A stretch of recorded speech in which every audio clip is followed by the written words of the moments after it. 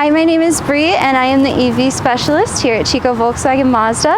So are you ready for your next electric vehicle? First question to ask yourself would be, how much range do you need?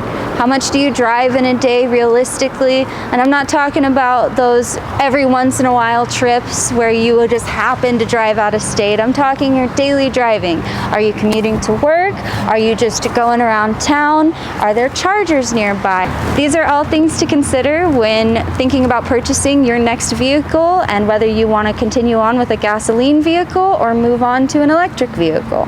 So another option would be if you want to use an EV as your secondary vehicle as opposed to your primary vehicle. If you do more of those long range trips, you could use it as your around town vehicle, help you save some money on gas because you can charge at home and your electricity is always going to be cheaper than your gas costs. Next big question you have is going to be how you're going to charge your car. That's a very reasonable question. I get it all the time.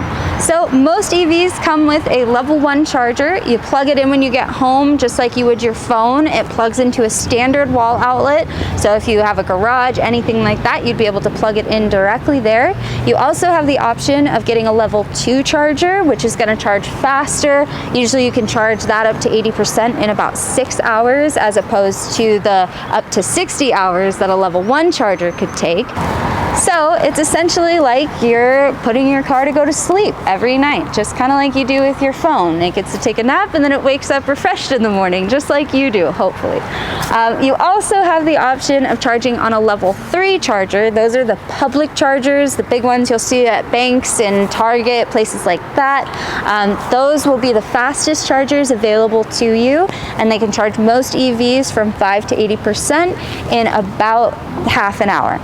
Really will depend on what kilowatt hour charging that station is, but most of them are about a half an hour up until you're at 80%. Let's talk about the big thing that I am sure is on everybody's mind, and that is cost of ownership. So the entry cost, not gonna lie, is going to be pretty similar to a regular gasoline vehicle and potentially just a little bit more expensive depending on what EV you decide to go with. However, over the life of ownership, you are going to save a lot of money. So gas, even just a normal sedan gasoline car, you'll end up spending more on that in the entire life of ownership of the vehicle as opposed to an EV. There are a couple of things that do help make the initial cost a little less of a big investment for you. So there are a few tax credits that are available depending on where you are located. If you're in the US, the federal government offers a $7,500 tax credit that is available at point of sale if you were to lease, or you file for it in order to get it back as a credit the next year's taxes. Next, if you are in California like me, you will have up to $2,500 available as a rebate from California, and then there is also a $750 rebate from California that's a clean fuel reward. Save that $10,000 plus all of the savings that you will gain when charging your car as opposed to stopping at the gas station to fill up. Next question I'm sure you're asking yourself is, how do you maintain an electric vehicle? Well, I've got some good news on that one. It's actually cheaper and easier to maintain an electric vehicle than it is to maintain a gasoline vehicle. You have a lot less moving parts, which means that when you come in for your servicing, they're really just flushing out your fluids and rotating your tires. They're not going in and doing a bunch of oil changes and things like that. So there's always going to be less things to break when there's less moving parts.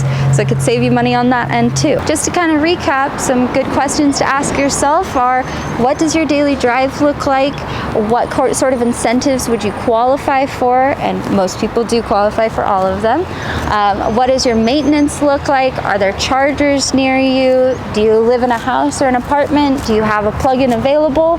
All of these are good things to start asking yourself when considering moving into your next electric vehicle or your first electric vehicle. So if you do have any more questions, please feel free to stop on by to Chico Volkswagen and Mazda. As for me, I am the EV specialist here, and my name is Bree, and I'd be happy to help you out.